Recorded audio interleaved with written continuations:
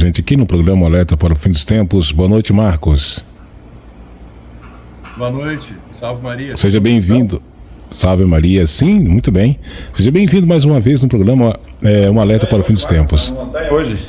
Como é que é? Tá nas montanhas hoje. Tá escalando aí, Marcos? Na verdade, eu estou precisando de oração, né? Porque o Eugênio sabe, eu vim correndo agora do hospital, deixei meu filho lá com a minha esposa. E eu falei, não, se eu marquei esse compromisso com o Eugênio, eu tenho que cumprir, né? Então, fiz a troca com minha esposa e aí já vim aqui para cá, já estou aqui em casa para poder fazer uma pequena contribuição aí. E eu peço, quem puder, né, em casa, rezar uma Ave Maria, não só pelo meu filho, mas por todas as crianças que estão nos hospitais. Qual o nome da pessoa que está enferma? É meu filho, João Pedro. É João Pedro, né? Então vamos rezar por ele. Não é para rezar por ele somente, não. É para rezar por todas as crianças, né? Que na hora que você vê que tem situações, né, muito mais graves do que a sua, então você tem que pensar sempre nos doentes hospitais em casa. Eu sempre rezo por eles. Então quem tá assistindo aí, eu peço pelo menos uma Ave Maria por todas as crianças enfermas, tá? Eu mandei um vídeo aí e eu gostaria de fazer um comentário, que esse vídeo, para mim, é o vídeo mais absurdo do fim dos tempos. É aquele vídeo que você tem que assistir umas 2 ou 3 vezes para ver se é real. Porque o descaso é tamanho da falta de respeito, da falta do sentido sagrado, é tamanho nesse fim dos tempos, né? Igual você estava mostrando aí o bispo falando, né? Eu só gostaria de fazer uma ratificação no que ele falou, da autoridade dos bispos, né, cobrarem os padres. Não pode dizer assim, mas o povo gosta que o padre use batina. Não, é um dever do bispo, cobrado dos seus membros da igreja, né, do colégio apostólico, é o cumprimento do que está no Código Canônico. Então é dever do bispo daquele estado cujas paróquias estão sob seu comando, que ele cobre, né? Que ele cobre. Mas a gente sabe que se ele cobrar, eles vão dar um jeito de afastar ele, né? Assim como aquele outro cardeal lá, o Burke, que estava enfrentando o Papa Francisco, está sendo afastado, né? Todos aqueles que enfrentarem o modernismo, que enfrentarem os absurdos, os sacrilégios que estão sendo feitos dentro da casa de Deus pela falsa Igreja Católica, né, vão ser combatidos. Mas é nosso dever como católico de verdade, não um católico, como o bispo falou, né, católico mundano. Esse aí, o católico mundano já sabe o lado que ele escolheu. Não foi o lado de Deus. Ele escolheu o lado do mundo. Então esse vídeo é o vídeo mais impactante que eu já vi do que fizeram na casa de Deus, e depois eu vou fazer um comentário sobre esse vídeo. Pode passar aí na hora que vocês quiserem. Se preparem para ficar chocados. Vocês não sabem o que eu acabei de ver agora.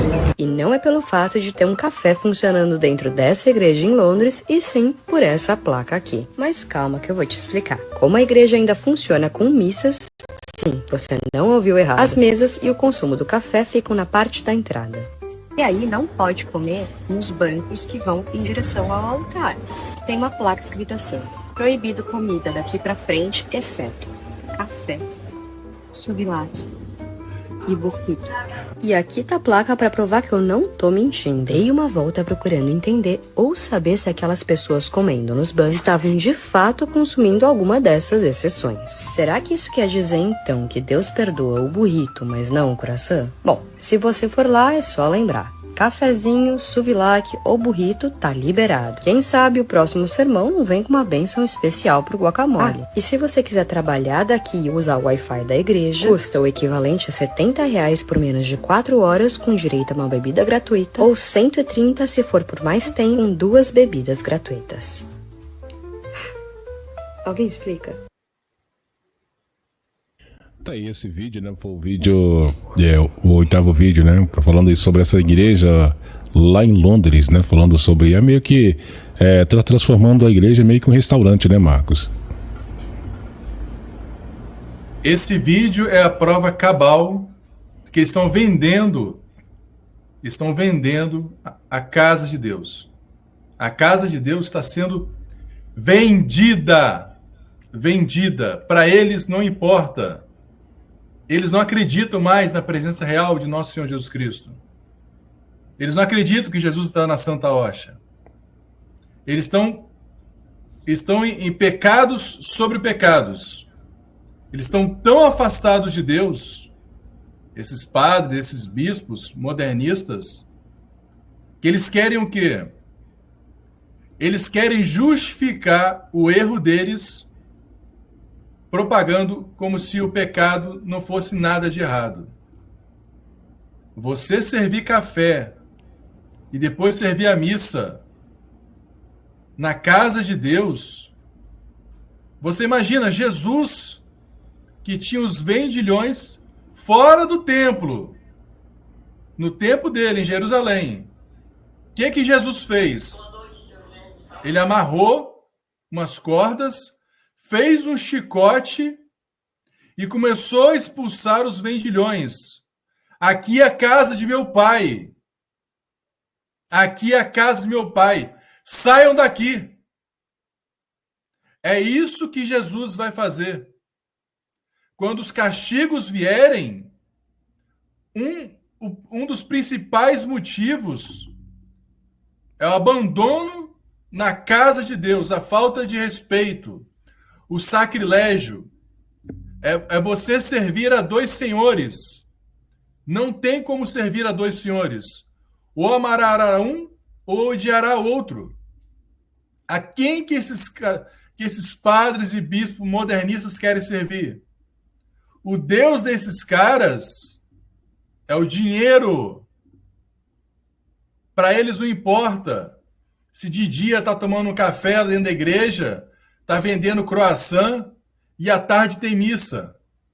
Para eles é apenas uma formalidade. Foi o único pedido explícito que nosso Senhor Jesus Cristo fez antes de subir ao Calvário, antes de ser crucificado. Fazer isso em memória de mim. Eles não têm respeito à memória de nosso Senhor Jesus Cristo. Eles não têm respeito com a casa de Deus. Acorda, gente. Saiam dessas igrejas modernas que não dá comunhão para quem se ajoelha. Saia de lá. Para você não ser o quê? Conivente, complacivo com esses pecadores, com esses sacrilégios, tá? Saiam dessas igrejas. Ah, mas vão fazer o quê? Vai rezar o terço em casa.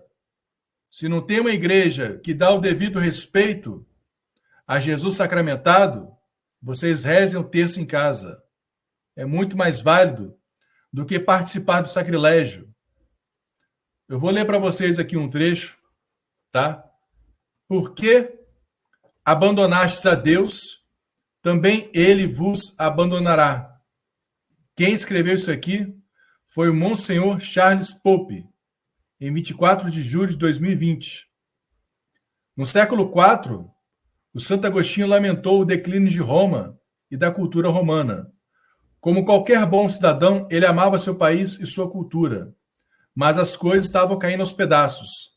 A decadência estava por toda parte. Ele lutou para entender e aceitá-lo.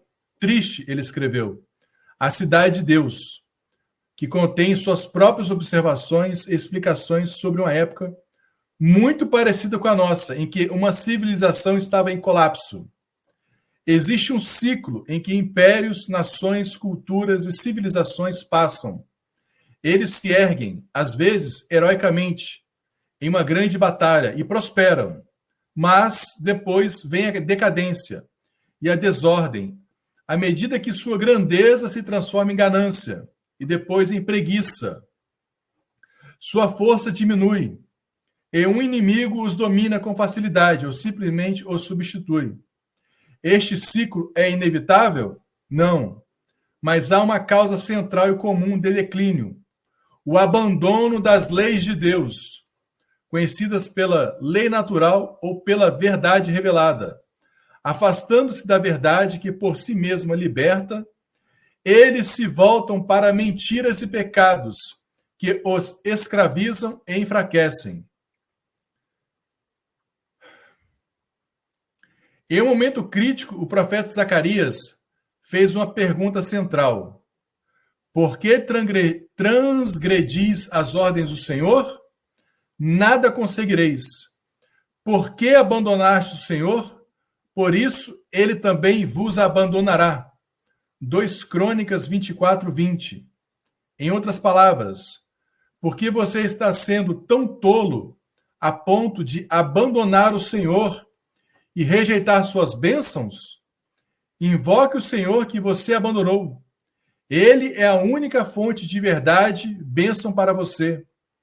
Mas o povo e os príncipes consideram odiosas as palavras do profeta. Vou abrir um parênteses aqui. É por isso que eles não escutam o profeta Benta Conceição, do livro A Palavra de Deus. Porque eles odeiam a verdade. Desde o princípio.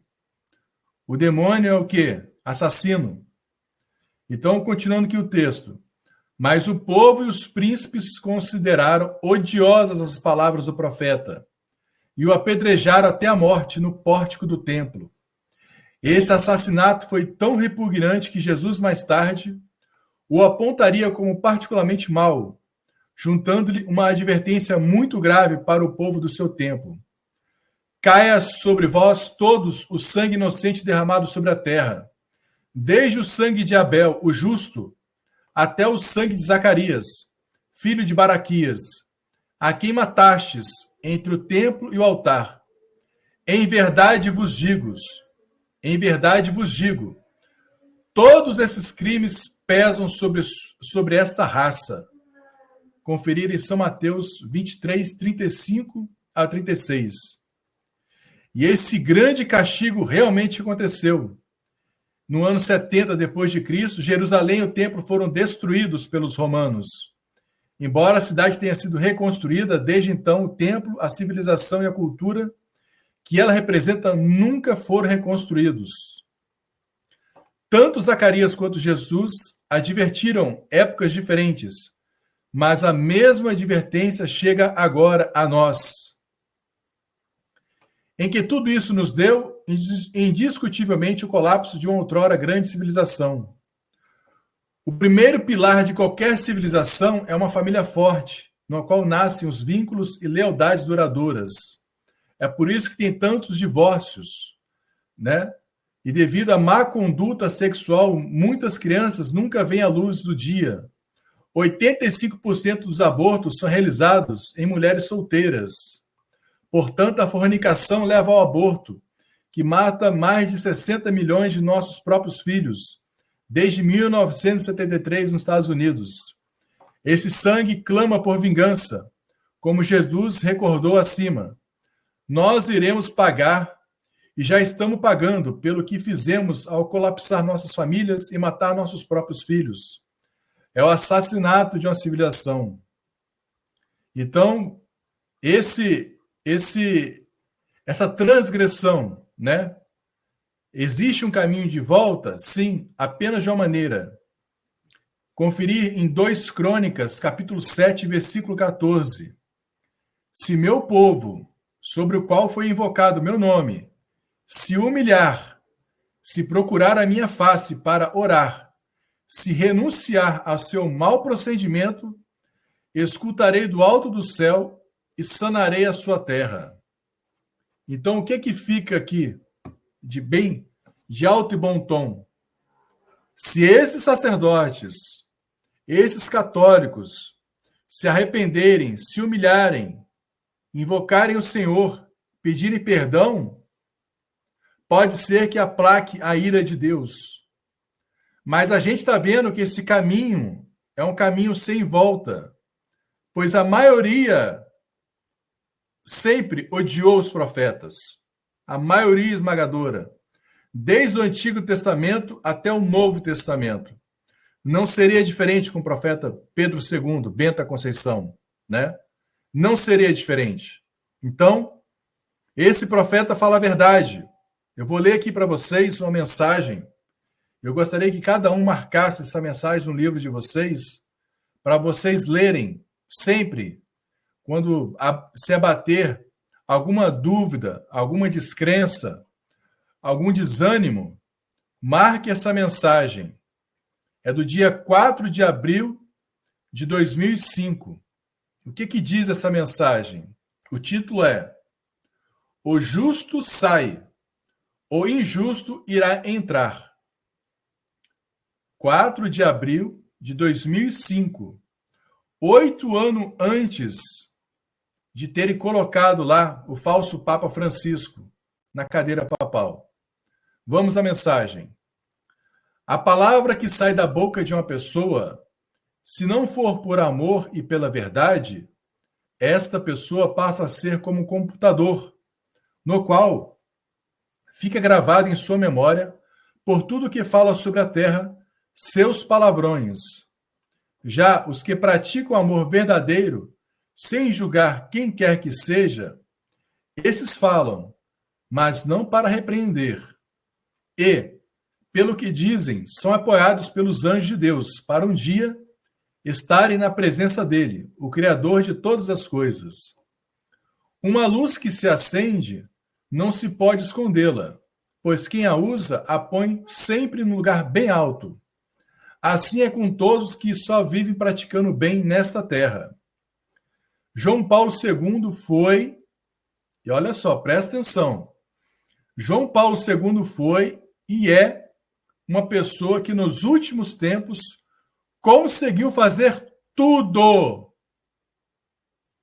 o que Jesus lhe pediu. Primeiro, o Evangelho, o qual deveria ser pregado no mundo inteiro, para que, quando chegar o momento da vinda do Senhor a esta terra, ninguém venha dizer que não viu ou deixou de ouvir falar dele. João Paulo II, por este aparelho que leva as notícias mais rápidas. Por uma parte, foi Deus que permitiu, para chegar à imagem do último Papa. Mas daqui por diante, o céu se desliga, este interruptor, quando o outro começar a falar de Deus, porque a boca desta pessoa é falsa. Está falando do que estava por vir. Essa mensagem é de 2005, com muitos anos de antecedência, para quem tem dúvida, tá? Então vamos lá. Mas daqui por diante o céu se desliga este interruptor, quando o outro começar a falar de Deus, porque a boca desta pessoa é falsa, mentirosa e injusta, porque seus projetos são enganosos, os quais irão ofender muito a divindade. Se lembra que o falso Papa Francisco falou do fracasso da cruz de Jesus? Essa foi apenas uma das blasfêmias que ele falou. Vamos lá, continuando a mensagem. Sua ideia é começar como uma ovelha mansinha, mas por dentro será como um lobo feroz, dominado pelo inimigo de Deus. Quem é o inimigo de Deus? O demônio. O Papa Francisco, ele é dominado pelo demônio. O justo sai, o injusto irá entrar. O amor venceu, o ódio irá se acabar. A justiça começará tão logo a ser feita. Na prática, ficarão só os bons servidores e os conservadores. O restante terá que sumir desta terra, porque de sua boca só saíram abominações. Em um preço alto vão pagar. O Cordeiro de Deus, com seu cajado, vai limpar tudo. Onde houver sujeira. Quem se desligou da igreja de Pedro, deixada por Jesus Cristo, não terá mais parte para passar para outra vida. E quem vem dentro da Igreja Católica Apostólica Romana, ensinando errado e dando dessa maneira o santo corpo de Cristo, esses são os que mais serão cobrados por não respeitarem mais a sua divindade. A patena tem que ser usada para não cair uma só partícula no chão, porque o veneno da serpente maldita está no chão. Por não conseguir se levantar, vive se arrastando, e em cada partícula que cai da santa hóstia, ele, a serpente maldita, primeiro cospe em cima e depois lambe o chão. E quem vem fazendo este ato, com essa falta de respeito para com Jesus, vai perder a sua alma. No inferno estão entrando mais sacerdotes do que uma pessoa de fora. Desses que vêm dizendo que são servos de Jesus. No mesmo processo, vêm bispos e cardeais, onde a maior parte é paga para desmoralizar Jesus sacramentado. Uma advertência a todos os membros de suas dioceses, seja lá de que país forem, mudem já o seu comportamento. Se deixaram de ouvir João Paulo II, por ironia dos que vivem no Vaticano, onde está o ninho das cobras mais venenosas, pois tão logo será limpo aquele lugar. São Mateus, São Marcos, São Lucas e São João. Tem como ficar alguma dúvida dos que estão procedendo dessa forma, proibindo dobrar o joelho, entregando a Santa Hóstia na mão,